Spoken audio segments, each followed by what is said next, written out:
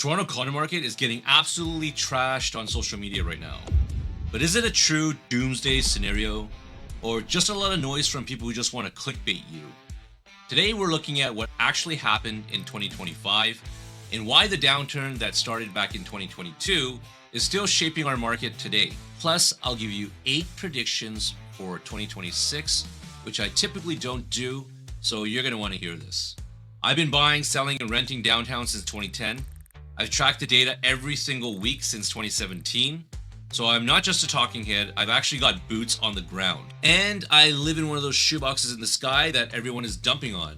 And I love it. Why? Because I'm an old fart who wants a simple life.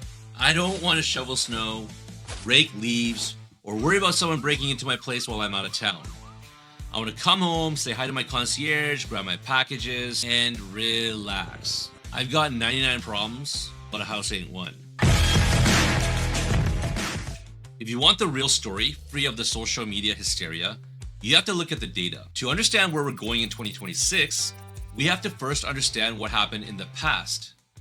Here is how things actually played out. To keep things simple, we're looking at 2 main levers: supply, active listings, and demand, number of sales. Then we're going to overlay the biggest factor of all, the Bank of Canada's policy interest rate. I'll just refer to this as the interest rate for the rest of the video. Take a look at this first graph, which shows you the active listings, the supply of condos on the market. You'll notice it looks like a series of mountain peaks.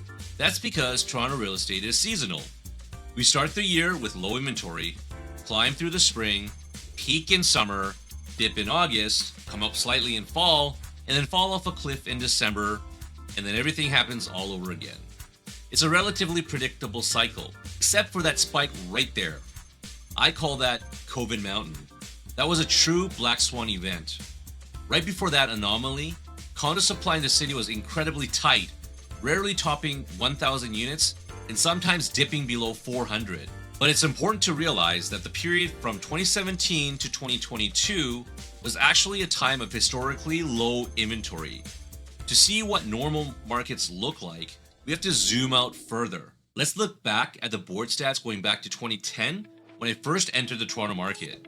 You'll see that between 2012 and 2015, inventory levels peaked close to 1,700 units. I remember those markets well. They were actually great, healthy markets. Transactions were steady, and we had consistent single-digit price growth. The interest rate was at a stable 1% during this time. Then, at the start of 2017, inventory levels dropped to the lowest levels I've ever seen. The interest rate was at an incredibly low 0.5% after 2 drops in 2015. I remember telling my team at the time that if inventory levels didn't increase, prices would go crazy. And boy, did it get crazy. Look at how steep the price graph is from January to April of 2017. The sale to list price ratio in March and April was over 109%. That means on average, properties were selling for 9% over asking. Take a look at this chart. The percentage of sales going above list price jumped from 49.2% to 77.4%. Over 3/4 of all sales were in bidding wars. To give you an idea of how wild it was, the median price change year over year in March of 2017 was 38%. Prices went from $415,000 to $572,800. I remember condos going for like $50,000 to $100,000 over asking. I've never seen anything like it. The market was on fire and the listings were just flying off the shelves. Then, on April 20th, the Fair Housing Act was passed. They dropped the 15% foreign buyer tax and implemented rent controls. They also started raising interest rates on July 12, 2017, and didn't stop until October 2018, taking the rates from 0.5% all the way up to 1.75%. Then, in January 2018, the stress test hit, making it harder to qualify by requiring a floor of the 5-year benchmark rate or 2% above your contract rate. At the time, that meant qualifying at about 5%. This was all bad news, and I was seeing the freehold home markets drop, especially in the York region where inventory spiked. See how their median prices dropped by almost 20%. from a peak of 1.21 million in March 2017 down to 915,000 by January 2018. In Toronto, we had a similar drop in freehold prices, though not as drastic, at about 15% from the peak. At that time, I personally thought that the condo market was doomed too. I thought we were in a bubble and the policy changes would tank condos just like the freehold market. But I was completely wrong. Look at what happened. Same graph, same variable, but the condo market just kept going. Why? This is why. Active listings. The supply of condos stayed at historic lows we had never seen. Compare this to York Region freehold and you'll see what I mean. Now let's check out the freehold demand in York Region. It fell off a cliff. Look at July 2017. They only had 604 units, a drop of 60% from the previous year. Just 4 months prior, in March, they had 1,883 units that sold. You can see that the downtown condo demand also dropped significantly. But because the supply was so low, prices were still able to climb. Then came 2020. We started the year off with inventory at extremely low levels, just 382 units. I remember thinking to myself, here we go again. Sure enough, listings were going over asking, though not as crazy as 2017.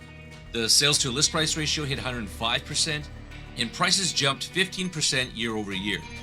The median price hit $729,500 by March 2020. Then the pandemic hit, and Toronto locked down in March, and the market pretty much shut down. You can see it in the data. Only 187 sales in April and 315 in May, months that are the busier months of the year. Then COVID Mountain happened. Condo supplies spiked as people fled downtown due to work from home policies. Panic sellers flooded the market, and supply peaked in October 2020 at over 2,600 active listings. Demand stayed consistent because the Bank of Canada slashed their interest rates from 1.75% to 0.25% in just 23 days in March of 2020. But there was just too much supply. Prices dropped from a peak median of 700,000 in July down to 615,000 by December. Remember this? If you've got a mortgage, or if you're considering to make a major purchase, or you're a business and you're considering making an investment, you can be confident that interest rates will be low for a long time. Well, we ended 2020 on a high note with the highest number of December sales ever recorded. Then 2021 started, the golden year of Toronto real estate. Supply started low, not 2017 low, but still tight at about 750 units. Pent-up demand, super low rates, and the confidence that they'd stay low forever took a match to dry kindling. Demand exploded, and we had never seen a January start like this before, ever. The market reached unprecedented levels. The volume was staggering, over $7 billion in transactions. Ask any agent which year they made the most money. I guarantee they'll say 2021. Look at the median price. From 615,000 in December, it jumped to 700,000 by March and hit 725,000 by year end. It was party time in Toronto, and everyone was looking forward to 2022. 2022 started with a bang. Listings were at a super low 434 units, demand was pumping, and we had the second highest January sales on record. The sales to list price ratio hit 110% in February, and prices just rocketed to $780,000. Then, on March 2nd, 2022, the Bank of Canada raised rates by 0.25%, then 0.5% in April. Then they started raising rates again in June, July, September, October, and December. They raised rates 10 times in 16 months from 0.25% to 5%. If you were stuck on a variable rate, it was dark times. For context, I'll show you my own mortgage on one of my investment properties. My monthly payments went from $2,152.17 to $2,913.79. That is a 35% increase, putting me into a negative cash flow. So much for that low interest rate for a long time bullshit. I guess to Bank of Canada, it means 1 or 2 years. On top of that, our brilliant leaders approved the vacant home tax on December 15, 2021 to go active on Jan 1st. The party was officially over. The industry was in shell shock. Inventory peaked near 1,500 units, unseen in 6 years. Demand fell off a cliff, and the median price dropped to $680,000 by December. The double cherry on top was our government, forever wise in their understanding of the economy, implemented the foreign buyer ban in January 2023 for 2 years, plus the residential property flipping rule. When they get started, they really lay it on, don't they? When 2023 started, inventory actually dipped to 835 units.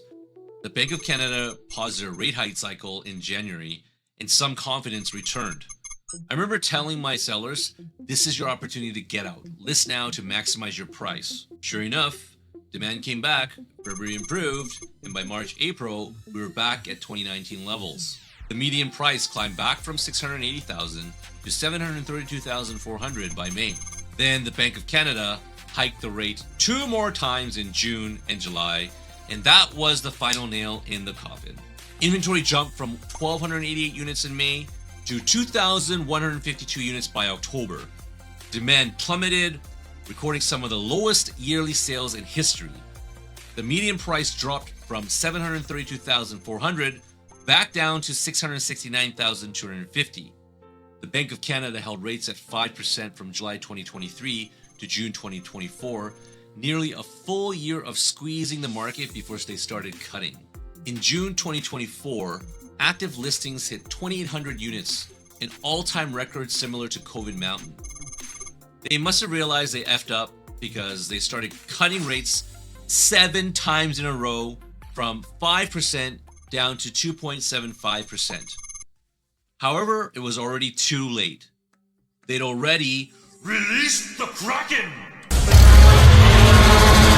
Supply hit an all-time high in 2025, reaching 3,000 active listings in May. Since then, it's come down to under 1,500 units as we start 2026, which is some rare positive news compared to the start of 2025 when we started with 1,600 units. But in terms of demand, 2025 saw the lowest sales volume in recent history. The median price fell from the February 2022 peak of $780,500 down to $604,000. That is a 23% drop from the peak. However, there are some interesting facts I found while putting this all together. It's not all bad news, despite what social media says. We still had sales. Demand for Toronto condos isn't zero. Sure, it's not 2021, but we still had about 4,000 sales this past year. From a dollar volume perspective, $2.78 billion of real estate traded hands, which is more than any year prior to 2016. Don't get me wrong, I'm not trying to sugarcoat it. This is the worst market I've ever experienced in my career. But it isn't the end of the world. By the way, my mortgage payment is now back down to $2,233.06. That's only about $80 more than where I initially started, and I'm positive cash flow again. So, what can we conclude? Government policy matters most. Policy moves supply and demand. There is a strong correlation between demand and interest rates. I didn't calculate the exact coefficient. I'm sure a data scientist in the comments will do that for me. But look at my clunky visual way of seeing it. Take a look at the demand graph. I'll overlay the Bank of Canada policy interest rate on top of this and line up the years, make it more translucent, then flip it around. When interest rates come down, sales go up. When interest rates go up, sales go down. Rates have come down recently, but sales haven't followed yet. I believe that's due to the current economic climate, the reversal of immigration policies, and the government just making an effing mess out of the economy. But as we saw from previous years, this can flip quickly. There are policies being put in place to drive demand, especially for first-time buyers. I cover that in this video up here. So now that you know what really went down, as I promised, here are my predictions for 2026. 1. The assignment market is going to slow to a crawl. Assignments are so far underwater that sellers would have to pay buyers to take them over. You won't find many sellers willing or able to do that. 2. More defaults for new construction. Buyers who can't assign and can't qualify will simply not be able to close. 3. The new construction market as we knew it is over. No more platinum VIP crap. Unless developers reprice to current resale levels, buyers won't fall for it. Too many people have been burned by greed. 4. No new projects will actually get off the ground. We've seen this for about 4 years now. Developers' expectation versus market reality are way out of whack. Projects may launch, but they will fail to get the sales needed to break ground. The bitter pill of pre-con is still too fresh. 5. The government will flip to stimulate demand. Look at the decision makers in Canada. What do you notice? They're mostly old people. Their voters are baby boomers who want their retirement plans, their home equity, preserved. They don't give an F about young people. They will do everything to restart the real estate engine because their self-interests depend on it. I was in Florida playing golf in early December. The course was all retired Quebec snowbirds. I know this because they were all speaking French, and the pro shop guy said 99% of the members were from Canada. They were sitting in the sun, enjoying life. So much for elbows up. They don't give an F about you. 6. Prices will continue to settle. With so many active listings, sellers have to drop prices to move units. Good properties will hold value. The junk will drop further. This won't change until inventory truly dries up. Number 7. First-time buyers will drive the market. Investors have been burned and are staying away. But first-time buyers haven't experienced that trauma yet, so they are the new blood. 8.